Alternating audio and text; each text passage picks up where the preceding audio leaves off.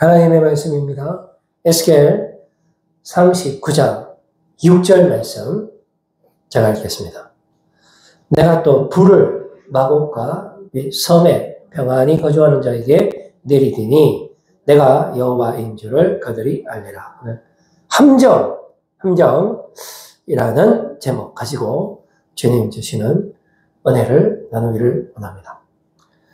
곡과 마곡의 전쟁이 오늘 본문 말씀에 등장하는데요. 여기에 참전하는 국가가 로스와 메섹과 두발, 이 세 나라의 우두머리가 곡이라는 겁니다. 그런데 거기에다가 고멜, 도갈마 등등 모든 나라들이 총집결하는 전쟁이 됩니다. 그리고 이 급습을 해서 쳐들어오는데 한 번에 어떤 엄청난 홍역을 치르고 이제 평화가 왔는데요.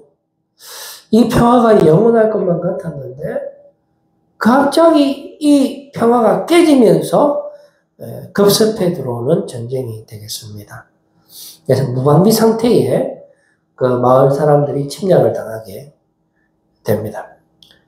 그리고 마지막 전쟁이라고 표현하는 거고요. 먼 훗날에 있을 전쟁입니다. 그리고 이 전쟁은 함정인데요. 도대체 누구의 함정이 될까요? 평화롭게 살고 있던 백성들의 함정이 될까요? 아니면 수많은 민족들을 총집결해서 급습해 들어오는 이 공격자의 함정이 될까요? 피자의 함정이 될까요? 자, 그런데 요한계시록에도 보면은 곡과 마곡의 전쟁이 다시 한번 등장합니다. 오늘 우리는 에스겔에 등장하는 곡과 마곡의 전쟁과 더불어서 요한계시록에 등장하는 곡과 마곡의 전쟁, 이게 어떤 상관관계가 있는가를 보는 건데요. 요한계시록의 곡과 마곡의 전쟁도 보면은 총집결하는 현상을 공동분모로 가지고 있습니다. 땅의 사방의 민족들이 다 벌떼처럼 모여드는데요. 그 수가 바다의 모래와 같다라고 표현하고 있습니다. 그리고 급습해 들어와요. 성도들이 편안하게 생활하고 있는데 갑자기 주변에 있는 모든 악한 세력들이 힘을 모아서 게릴라처럼 치고 들어오는 현상입니다. 그리고 시점도 요한계시록의 그 곡과 마곡의 전쟁 마지막에 있을 전쟁이라고 표현합니다. 그러니까 천년이 참에 사탄이 그 옥에서 노연하면서, 그러니까 평화롭게 가만히 있다가 급습을 당하는 거죠. 그러니까 우리 예수님께서 초림하셔서 우리가 사탄 마귀에게 엄청난 지배를 당하고 있을 때 하나님의 나라가 임하면서 우리에게 항구적인 평화가 주어지는 것 같았지만, 그래서 천년의 어떤 평화의 기간을 잘 보내고 있는데 천년이 지나고 사탄 마귀가 풀려나게 됩니다. 풀려나면 안 되는데 이게 전혀 예상치 못하게 풀려나게 되면서 악한 모든 세력들이 규합되어서 갑자기 쳐들어오니까 백성들이 놀랄 수밖에 없죠. 자, 이런 부분인데, 자, 그런데 갑자기 하늘에서 불이 떨어지면서 성도들은 괜찮고 급습해 들어오는 그 어둠의 세력, 죽음의 세력, 사탄 마귀가 오히려 심판을 당하게 되는 그런 역전의 현상이 나타난다 하는 것이 계시록의 곡과 마곡의 전쟁의 내용들입니다. 그런데 과거에도 보면은 이런 마지막 전쟁의 어떤 역전의 현상이 나타나는 그런 사건들을 성경에서 찾아볼 수가 있는데요. 히스기야 왕하고 아수르의 사네립 왕의 이 전쟁에서도 이런 모습이 나타납니다. 아수르가 그 당시에 세계를 제패합니다. 그러다 보니까 먼저 북왕국이 아수르에게 멸망을 당하게 되고요. 거기에서 멈추지 않고 아수르가 남유다에 쳐들어왔을 때에 히스기야 왕이 그것을 모면하기 위해서 성전에 있는 모든 금은 보물을 다 내줍니다. 솔로몬 왕이 하나님의 성전을 지을 때 그 지성소와 성소 내부에 온통 금으로 도배를 했거든요. 그 금을 다 벗겨갖고 산헤립 왕에 주면서 제발 좀 살려주세요 합니다. 하나님한테 살려주세요 해야 되는데 조공을 바쳐서 일단은 그 위기에서 벗어나는 것 싶었지만 그렇지가 않죠. 우리가 하나님 앞에 의지해야 우리가 영원한 생명을 누리고 영원한 구원을 받는 것이지 일시적인 어떤 세상의 힘에 우리가 찾아가서 도움을 요청하면 당장에는 우리가 어떤 어려움을 모면할 수 있을지 모르겠지만 그러나 그것은 오히려 죽음으로 가는 지름길에 불과하고 임시방편에 불과하게 되는 것입니다. 히스기야 왕은 거기서 머무르지 아니하고 이집트의 원조를 요청하게 되는데 그 이집트에 있는 그 구스 왕 디르하가가 히스기야 왕을 도와주러 올라옵니다. 그런데 이집트는 상한 갈대거든요. 이 상한 갈대가 힘이 있겠습니까? 손으로 만지면 바로 부서지잖아요. 그래서 구스 왕 디르하가가 잠시 도와주려고 올라오지만 역시 아수르에게 패망하게 되고 유다를 도와줄 수 없습니다. 그랬을 때에 히스기야 왕이 마지막으로 한 것이 물을 다 막습니다. 그 예루살렘 성 주변에 아수르 군이 쳐들어왔을 때 만약에 포위가 되면은 저들이 이 물을 마시면 안 되기 때문에 그 물이 솟아오르는 상층부를 다 덮고 지하로 물을 다 빼서 예루살렘 성 안으로 들어오도록 공사를 합니다. 이스기야. 그게 그 유명한 실로암 못이에요. 밑으로 조용히 물이 흐르도록 도구를 팝니다. 한 500m 정도. 그래서 성 안에 있어도 굶어 죽지 않도록 그런 공사를 하게 되죠. 자, 드디어 아수르가 쳐들어와서 18만 5천 명이 포위하게 되는데 한 명도 아니고 18만 5천 명이 쳐들어왔을 때에 그제서야 히스기야 왕이 정신 차리고 하나님 앞에 기도하게 됩니다. 역대기 32장 19절 말씀에 보시면은 그들이 예루살렘의 하나님을 비방하기를 사람의 손으로 지은 세상 사람의 신들을 비방하듯 하였더라. 자, 이거는 히스기야의 기도는 아니고 그 적들이 이렇게 이야기를 하면서 협박하게 되는 것입니다. 그러나 히스기야가 두려워하지 아니하고 하나님을 의지하고 기도할 때 하나님께서 한 천사를 보내서 그 밤에 18만 5천 명을 다 전멸해버리는 사건이 있었어요. 그것이 오늘날 우리가 지금 막닥뜨리고 있는 이 곡과 마곡의 전쟁이 하나의 전조 역할을 한다는 것입니다. 그때 산헤립은 놀라서 아이고 하나님이 나를 심판하려는 갑다라고 하면서 황급히 자기 나라로 후퇴해서 돌아갔지만은 자기 나라의 신전에서 두려움에 떨고 있을 때 자기의 아들들이 들어와서 산헤립을 죽여버리는 그런 사건이 있었습니다. 자, 근데 이거보다 더 먼저 또 우리가 골리앗과 다윗의 전쟁을 통해서 또 한 번 하나님의 역사하심을 깨달을 수가 있는데 여기도 보면 공통점이 있거든요. 이스라엘과 이번에는 블레셋이 전쟁을 하게 되는데요. 블레셋에서 가장 위대한 장군, 키가 거의 3m에 육박하고 이름이 골리앗인데요. 40일간 하나님의 백성들 앞에서 하나님을 모독할 때에 그 누구도 골리앗 앞에 나갈 수가 없어요. 왜 그러냐면은 무기로 보나 전투력으로 보나 이길 수가 없는 전쟁이었기 때문에 그렇습니다. 그런데 다윗이 새 총으로 이긴 사건이 있었습니다. 그리고 이거보다 더 과거로 올라가면 출애굽 사건을 우리가 만나게 되는데요. 이것은 하나님과 이집트의 10개의 신과의 전쟁이죠. 이스라엘 백성들이 이집트에서 살게 되면서 430년간, 480년간 고통 속에 지배를 당하게 되지만 하나님께서 도와주실 때에 이스라엘 백성들이 거기서 출애굽하게 되는 놀라운 역전의 승리를 맛보게 되는 것입니다. 이 모든 곳에서 우리가 볼 수 있는 그 공통점은 모두 다 말도 안 되는 결론을 우리에게 주고 있다라는 사실이죠. 우리가 오늘 마지막 때를 살고 있는데 우리 도저히 이길 수 없잖아요. 사탄 마귀한테 싸워서 우리가 이길 수 없고 유혹에 우리가 이길 수 있는 그 어떤 힘도 우리는 없습니다.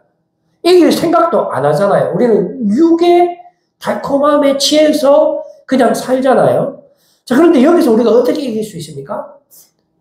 이길 수 있는 방법이 있어요. 한번 보십시오.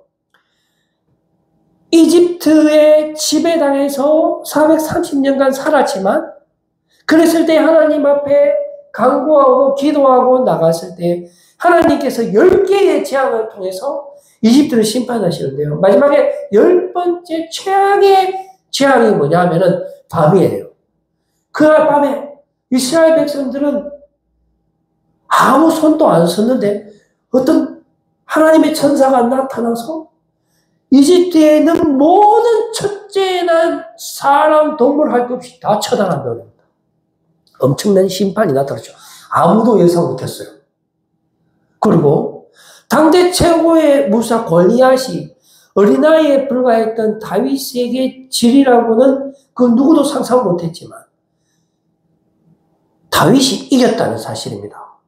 여러분, 우리 어린아이와 같잖아, 지금요. 우리가 이길 수 있을까요? 사탄 마귀에게? 이길 수 있습니다. 다윗이 골리앗을 이겼는데요. 나중에 다윗의 손에 보니까 칼이 없었어요. 뭘로 이겼을까요? 돌멩이로 이겼습니다. 그것도 5개. 그 다음에 새총으로. 이것은 무엇을 말하냐면은 하나님께서 일하신다라는 것을 말씀하고 있는 것이죠. 그 다음에 히스기야와 아수르의 전쟁에서 무려 1명도 아니고 18만 5천 명이 하룻밤에 전멸당했습니다. 이걸 어떻게 할 수 있어요? 이스라엘 백성은 그 성에 갇혀서 포위되고 있었는데 이제 먹을 것이 없어서 내일이면은 아무도 안 볼 때 자기가 놓은 아들을 죽여서 삶아서 먹어야 되는 상황이거든요. 그런데 히스기야 왕이 두려워하지 않고 하나님 앞에 기도했을 때 하나님께서 천사를 급파해서 18만 5천 명이 그대로 몰살합니다. 역사사들은 어떤 패스트인가요? 그 쥐가 병이 옮겨갖고 전멸했다라고 보는 학자들도 있긴 있습니다만 중요한 것은 다 죽었더라는 18만 5천 명이. 그 다음에 오늘 부분 말씀에서 만나게 되는 이거 고가마공의 전쟁에도 보면은 갑자기 하나님의 백성이 포위당했는데 하늘에서 불이 떨어졌고요. 그래갖고 이 적들이 전멸당하고요. 요한계시록에도 보면은 여기도 갑자기 하늘에서 불이 떨어져 봅니다. 그래갖고 손 하나도 안 댔는데 그 마지막 전쟁에서 하나님의 백성이 승리하는 것을 보여주고 있는데 이 모든 것은 우리에게 오늘 어떤 메시지를 중요하다는 것입니다, 여러분. 기필코 하나님께서 역전하신다라는 것이죠. 기필코 하나님께서 우리를 버리지 않으시고 우리를 도와주시며 우리를 지켜주시며 영원한 승리를 우리에게 주시며 마지막 이 전쟁에서의 최후의 승리는 우리가 된다는 것을 하나님께서 보여주시는 것이죠. 하나님이 하나님이라는 사실을 보여주시는 것이죠. 절대로 사탄 마귀가 이 세상을 지배하는 것이 아니다라는 것을 보여주고 우리가 정신 차리고 하나님께로 돌아가야 한다라는 것을 보여주시는 사건이 되는 것입니다. 그것도 한 번도 아니고 처음부터 지금 이 순간까지 반복적으로 이런 사건들을 통해서 우리에게 동일한 메시지를 주고 있다는 사실입니다. 그러므로 우리는 그 어떤 상황에서도 말도 안 되는 고백, 말을 하면서 살아가야 할 줄로 믿습니다. 출애굽 당시에 우리 하나님께서 뭐라고 말씀하시냐면 모세에게 그리고 아론에게 너는 그 무시무시한 바로에게 찾아가서 이렇게 말해라. 어떻게 말할까요? 내 백성을 보내라. 400년 넘도록 이집트의 노예로 살았는데 내 백성을 보내라? 누가 누구를 보내란 말입니까? 우리가 전부 다 이집트의 노예인데 내 백성이라네요. 여러분, 우리가 지금 세상의 사탄 마귀의 자녀입니까? 하나님의 자녀입니까? 우리의 시민권, 우리의 소속은 땅에 있습니까? 하늘에 있습니까? 우리는 하나님의 자녀인 줄로 믿으시는 여러분들 되기를 바랍니다. 그래서 출애굽기 9장 29절 하반절 말씀을 보니까 세상이 여호와께 속한 줄을 왕이 알리이다 라고 하면서 용감하게 모세가 외치고 있는 것이죠. 골리앗을 향해서 사무엘서 17장 골리앗을 향해서 도대체 이 이방 블레셋 사람이 누군데 감히 살아계신 하나님의 군대를 모욕한단 말인가 라고 하면서 다윗은 용감하게 외쳤습니다. 그럴 때 다윗의 가장 큰 형 엘리압이 뭐라고 이야기했냐면은 네 여기서 뭐하노? 집에서 양이나 봐야지 여기 전쟁이 장난인 줄 아니? 라고 이야기했던 거죠. 그때 다윗은 골리앗을 향해서 이렇게 외칩니다. 말도 안 되는 소리인데 너는 칼과 창과 단창으로 나오지만은 나는 네가 모욕하는 하나님의 이름으로 나아간다. 오늘 여호와께서 너를 넘길 것이다. 그래서 온 땅으로 하나님을 알게 하겠다라고 외쳤던 것입니다. 히스기야 왕과 이 산헤립의 전쟁에서 아수르의 군대 장관 랍사게가 이렇게 이야기합니다. 자, 이 모든 열국의 신들 중에 그 땅을 우리 아수르의 왕의 손에서 건질 수 있는 자가 누가 있겠는가? 실제로 그 말은 당시에는 사실이었습니다. 아수르가 세계의 모든 것을 다스리고 있었기 때문에 이 아수르의 손에서 벗어날 수 있는 방법은 눈을 씻고 봐도 없는 거예요. 그랬을 때에 히스기야 왕은 뭐라고 고백합니까? 역대하 32장 7절에서 8절 말씀 보니까 너희는 마음을 강하게 하며 담대히 하고 아수르 왕과 그를 따르는 온 무리로 말미암아 두려워하지 말며 놀라지 말라. 우리와 함께 하시는 이가 그와 함께 하는 자보다 크니 그와 함께 하는 자는 육신의 팔이요 우리와 함께 하시는 이는 우리의 하나님 여호와시라. 반드시 우리를 도우시고 우리를 대신하여 싸우시리라 하매 백성이 유다 왕 히스기야의 말로 말미암아 안심하리라 라고 말씀해 주고 있습니다. 그리고 오늘 곡과 마곡의 전쟁에서 저들의 무기를 땔감으로 우리가 사용할 것이다. 얼마나 그들의 무기가 많았냐면 7년 동안 불에 태워서 땔감으로 사용할 만큼의 분량이었습니다. 그래서 산에 가서 나무를 하지 않아도 되겠다라고 믿음의 고백을 하고 있고요. 이스라엘 산에 준비한 큰 잔치에서 고기를 먹고 피를 마실 것이다 라고 고백하고 있습니다. 지금 이 전쟁의 위박한 상황에서 포위당한 이 위박한 상황에서 큰 잔치를 보고 있는 것입니다. 우리가 심판을 당하는 것이 아니라 하나님을 믿지 않고 하나님을 무시하는 저 사탄의 세력, 저 어둠의 세력이 심판받게 될 것이기 때문에 저들의 무기를 우리가 이제 땔감으로 사용할 것이기 때문에 저들이 하나님께 심판을 받아서 하늘의 새의 먹이가 되는 큰 잔치가 될 것이기 때문에 전혀 두려움에 떨지 않았다라는 것입니다. 그리고 계시록의 그 마지막 곡과 마곡의 전쟁에서 마귀가 불과 유황 못에 던져질 것이며 그곳에서는 이미 그 짐승과 거짓 선지자가 있고 이것은 이 마귀와 함께 마지막에 활동하는 세상의 왕들을 의미하는데요. 바로 불과 유황못에 마귀가 던져질 뿐만 아니라 그 짐승과 거짓 선지자들이 모두 다 던져지고 그곳에서 밤낮 괴로움을 받게 될 것이라는 것입니다. 영원한 심판을 받게 될 것이다 라고 말씀하여 주고 있습니다. 우리가 이 말씀들을 통해서 무엇을 알아야 할까요? 하나님께서 무엇을 우리에게 깨닫게 하시는 것입니까? 출애굽 시대, 출애굽 때에 하나님께서 그 10개의 재앙을 통해서 내가 여호와인 줄을 너희가 알리라 라고 말씀해 주고 있습니다. 출애굽기 9장 14절 말씀인데요. 이렇게 기록되어 있습니다. 내가 이번에는 모든 재앙을 너와 내 신하와 내 백성에게 내려 온 천하에 나와 같은 자가 없음을 네가 알게 하리라 라고 말씀해 주고 있죠. 바로가 중간중간에 막 강팍하게 되는데 그 또한 하나님께서 그렇게 만드신다라는 것을 우리가 알게 되는 거고요. 그리고 중간중간에 10개의 재앙이 나타날 때에도 고센 땅에는 그 어떠한 재앙도 가지 않고 나머지 이스라엘 땅에만 하나님의 재앙이 나타납니다. 이것은 바로 하나님의 절대적인 주권을 깨닫게 하시는 것이죠. 그리고 우리 하나님께서 한 번의 언역으로 이스라엘 백성들을 출애굽하고 동시에 이스라엘을 심판할 수 있지만은 그렇게 하지 않는 이유는 바로 하나님의 절대 주권을 알도록 하시는 것입니다. 출애굽기 10장 7절 말씀에 보니까 왕은 아직도 애굽이 망할 줄을 알지 못하시나이까라고 이야기하고 있고요. 그리고 출애굽기 11장 1절 말씀에 보니까 내가 이제 한 가지 재앙을 바로와 애굽에 내린 후에야. 여기서 한 가지 재앙이 뭡니까?